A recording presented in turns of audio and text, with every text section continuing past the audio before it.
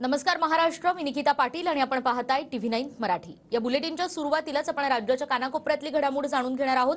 अर्थातच पाहूयात 36 जिल्हे 72 बातम्या।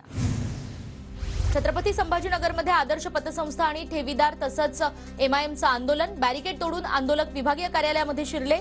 आदर्श महिला नागरी, ज्ञानोबा अर्बन, अजिंठा अर्बन, देवाई महिला आणि मलकापूर या बँकांनी ठेवीदारांची फसवणूक केल्याचा आरोप।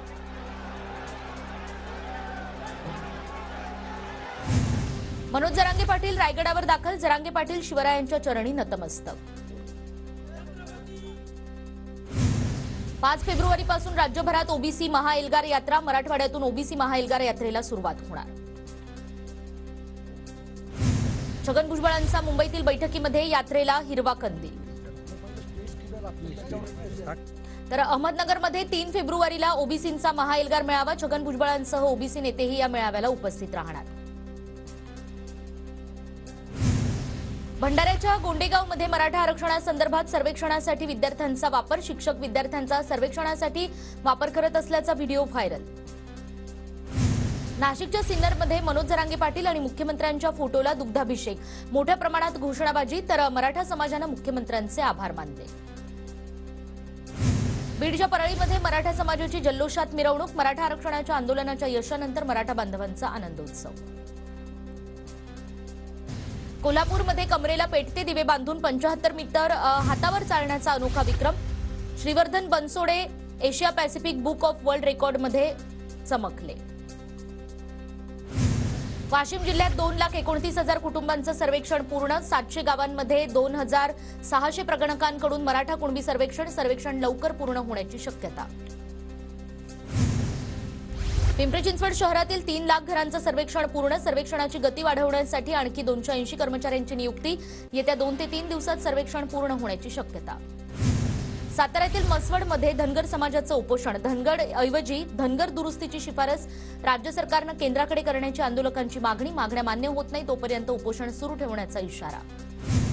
साताऱ्याच्या कराडमध्ये ईव्हीएम विरोधात भारतीय बौद्ध महासभेचं तहसील कार्यालयासमोर आंदोलन। ईव्हीएम विरोधात तहसीलदारांना निवेदन दिलं। नाशिक महापालिकेच्या कर्मचाऱ्यांवर सर्वेक्षणाची जबाबदारी। आतापर्यंत नाशिक शहरात 3.5 लाख घरांची छाननी। ॲपमधील तांत्रिक बिघाडामुळे कामामध्ये अडथळे। भंडाऱ्यात निवृत्त एसटी कर्मचाऱ्यांचं धरणं आंदोलन। प्रलंबित मागण्या पूर्ण करण्याची मागणी।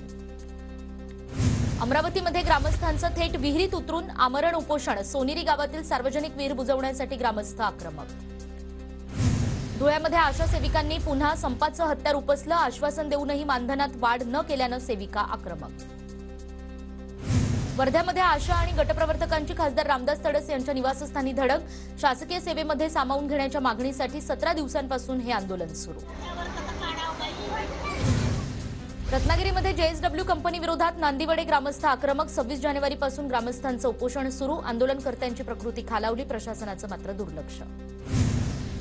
पालघरमध्ये प्रहार जनशक्ती पक्षाचे कार्यकर्ते प्रशासनाविरोधात आक्रमक। जिल्हाधिकारी कार्यालयासमोर विविध मागण्यांसाठी बेमुदत उपोषण। मागण्या मान्य न झाल्यास अन्नत्याग करण्याचा इशारा। अमरावतीमध्ये शेकडो वकील संघाचं लेखणी बंद आंदोलन। राहुरीमधील वकील पती-पत्नी हत्याकांड प्रकरणी वकील आक्रमक। छत्रपती संभाजीनगरमध्ये धुळे सोलापूर महामार्गावर रास्ता रोको। शालेय विद्यार्थ्यांसाठी बस थांबत नसल्यानं ग्रामस्थ आक्रमक।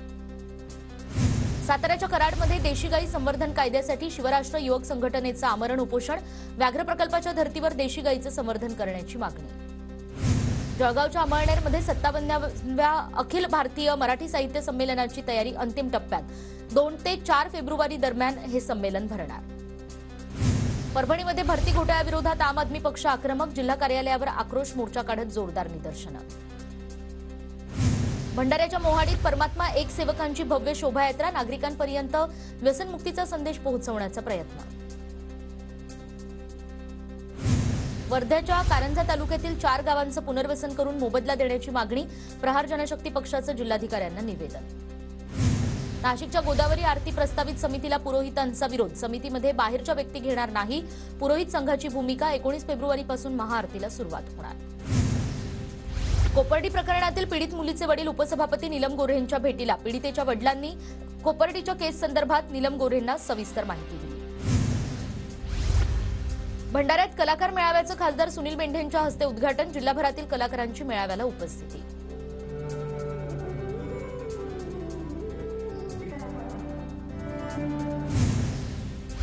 10वी परीक्षेचं हॉल तिकीट 31 जानेवारीपासून ऑनलाईन उपलब्ध होणार। प्रिंटआउटसाठी शाळांनी विद्यार्थ्यांकडे शुल्क आकारू नये, शिक्षण विभागाचे राज्यातील सर्व शाळांना निर्देश। कांद्यावरील निर्यात बंदी हटवण्याची लासलगावातील व्यापाऱ्यांची मागणी, कांद्याचे बाजारभाव पाडण्यासाठी सातत्यानं कांदा निर्यात बंदी नको, व्यापाऱ्यांच्या प्रतिक्रिया। नांदेडच्या बाजारपेठेत पालेभाज्यांच्या किमतीत मोठी घट, पेरणी खर्चही निघेना, कोथिंबीर 15 रुपये तर मेथीची 10 रुपये दरानं विक्री। अमरावती जिल्ह्यात यंदा तुरीचं उत्पादन 40% तर कपाशीचं उत्पादन 30% घटलं। निसर्गाचा लहरीपणा आणि अवकाळी पावसामुळे शेतकऱ्याचं खरीप हंगामातील पिकांचं नुकसान। वाशिममध्ये शेतकऱ्यांना पीक विम्याची रक्कम मिळालेली नसल्यानं ठाकरे गट आक्रमक, मालेगावच्या पीक विमा कार्यालयाची ठाकरे गटाकडून तोडफोड, शेतकऱ्यांना तात्काळ पीक विमा देण्याची मागणी। कापसाचे दर घसरले, कापसाला 6500 रुपयांचा दर, शेतकरी चिंतेत, दरवाढ करण्याची शेतकऱ्यांची मागणी। पुणे मार्केट यार्डमध्ये लाल कांद्याची मुबलक आवक, कांद्याच्या दरात पुन्हा एकदा मोठी घसरण, किरकोळ बाजारात कांदा केवळ 20 रुपये किलोनं, शेतकरी हवालदिल। नांदेड जिल्ह्यात ऊसाची योग्य उगवण होत नसल्यानं ऊस उत्पादक शेतकरी हवालदिल, 15 ते 16 महिन्यांचा कालावधी उलटूनही तोडणी होत नसल्यानं उत्पादनात घट। नाशिक जिल्ह्यात रासायनिक खतांच्या किमतीत वाढ, शेतकऱ्यांना अधिकचा भुर्दंड। आणि हंगामाच्या सुरुवातीला नंदुरबारमध्ये ओव्याला विक्रमी 12 ते 14 हजारांचा दर आणि त्यामुळे शेतकऱ्यांमध्ये समाधानकारक वातावरण। केळीच्या दरात 300 रुपयांची घसरण, नांदेड जिल्ह्यातील शेतकरी अडचणीत, शेतकऱ्यांची हमीभाव देण्याची मागणी। गोंदियामध्ये 2 दिवसात धान खरेदीची मुदत संपणार, गेल्या वर्षीच्या तुलनेत 17 लाख क्विंटल धान खरेदी कमी, आतापर्यंत केवळ 23 लाख क्विंटल धान खरेदी। पुणे मार्केट यार्डमध्ये हंगामपूर्व जांभळांची आवक, 1 किलो जांभळाला 600 रुपयांचा उच्चांकी दर मिळाल्यानं शेतकरी सुखावला। परभणीमध्ये आजपासून कापूस खरेदी पूर्ववत, कापूस खरेदीदार आणि हमाल युनियनमधील वाद बाजार समितीच्या मध्यस्थीनं मिटला। परभणीमध्ये थंडी वाढल्यानं गहू पिकाला पोषक वातावरण, गहू पीक बहरल्यानं शेतकरी समाधानी, शेतकऱ्यांना गहू, तूर आणि हरभऱ्याच्या उत्पन्नावर आशा। वर्ध्यामध्ये नागरी सहकारी बँकेच्या संचालक पदाची निवडणूक आणि सहकार पॅनलचा या ठिकाणी दणदणीत विजय।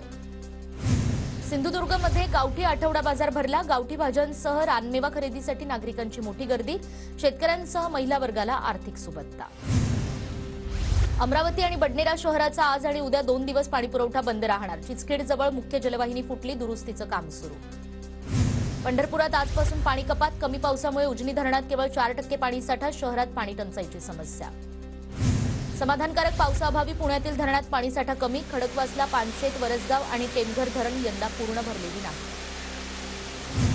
परभणीमध्ये पावसाअभावी पाणी प्रकल्पात अत्यंत कमी पाणीसाठा, उर्वरित पाणी पिण्यासाठी राखीव नागरिकांना आणि पाणी काटकसरीनं वापरण्याचं आवाहन। नाशिकच्या इगतपुरी शहरात मूलभूत सुविधांचा बोजवारा, शहरातील पुलाची दुरावस्था तर नाल्यामध्ये घाणीचं साम्राज्य, नगर परिषद प्रशासनाचं मात्र याकडे दुर्लक्ष। बछड्यांसोबत फेरफटका मारताना कॅटरीना वाघिणीचं पर्यटकांना दर्शन, बोर व्याघ्र प्रकल्पातील वाघिणी आणि बछड्यांच्या दर्शनामुळे पर्यटक सुखावले। बीडमध्ये अखिल भारतीय मराठी नाट्य परिषदेच्या 100व्या विभागीय नाट्य संमेलनाचं आयोजन, 2 दिवसीय नाट्य संमेलनात सुप्रसिद्ध कलावंतांची प्रमुख उपस्थिती असणार। बीडमध्ये गावखेड्यात ग्रामदेवतांच्या यात्रेचा जल्लोष, देवडी गावात रानुबाई यात्रेनिमित्त रंगला कुस्त्यांचा आखाडा।